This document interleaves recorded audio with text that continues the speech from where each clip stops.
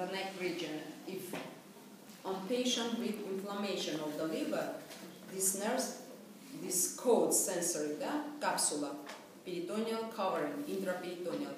If the liver becomes bigger, this sensory capsule, the capsule of the liver also becomes more painful and sensitive. On touch in the right side of the neck region, anterior scalenus region, these patients say that if on touch, and the patient say, oh, on this side I have pain. It is, once more, can say that the patient has this symptom of inflammation, symptom of obstructive inflammation of the liver. There's phrenicus nerve, what structures innervate? Pleura, pericardium, phrenicus muscle, and also part of peritoneum which covers the liver, peritoneal covering of the liver, and this part of the diaphragm. Mixed nerve. Do you understand cervical plexus? Yes. Muscles of the neck. It is so shortly described. I saw detail with clinical examples, with cranial nerve connection, explained here. And then brachial plexus, they are short and long branches. And also, каждый раз я забываю, кто у меня по-русски? Икота. Ну, вот это. Да. Hiccup. What does it mean, hiccup? It is convulsive. It is maybe short, maybe paroxysmal. It is clinical disease diagnosis. With what nerve connected? Phrenicus nerve. Maybe different reason of this hiccup. It is connected with convulsive spasmodic contraction of the phrenicus muscle. Different reason can cause not normal. Phrenicus muscle is the principal muscle of inspiration. Yes, do you remember? Principal muscle of inspiration, which descends and ascends on inspiration, expiration, and sometimes you don't breathe and maybe normalize this convulsive contraction. With what nerve connected? With nervus phrenicus. It is also a clinical example. And now the brachial plexus.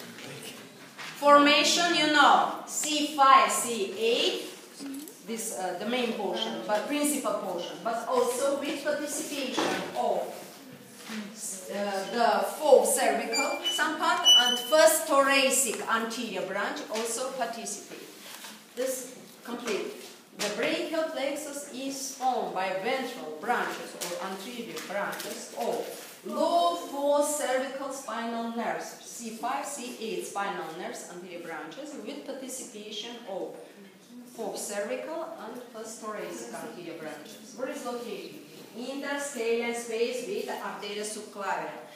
The plexus has supraclavicular portion and infraclavicular. This region has branches. Under the clavicle, when it passes between clavicle, first rib, and superior margin of the scapula, it gives infraclavicular portion. The main part of the short branches arise in supraclavicular portion, where the plexus, represented by three trunks in supraclavicular part, we can distinguish three trunks: truncus superior, medius, inferior, one above other. Truncus superior, truncus medius, truncus inferior, of the brachial plexus.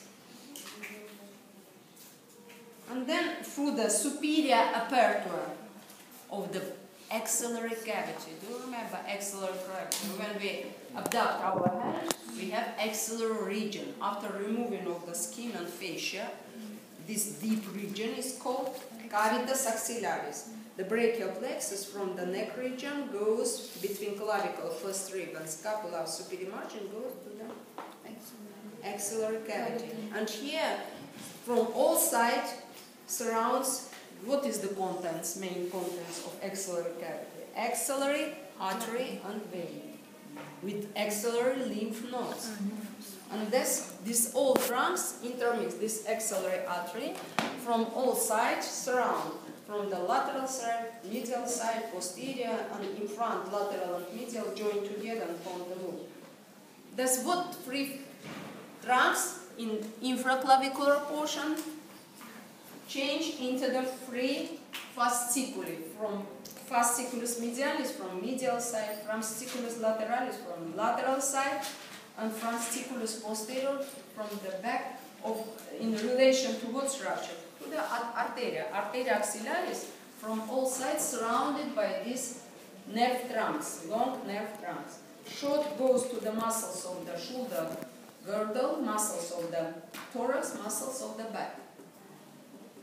Long surround the arteria axillaris and go to the upper limb. Short break, after which I will continue 10-15 minutes. Continue.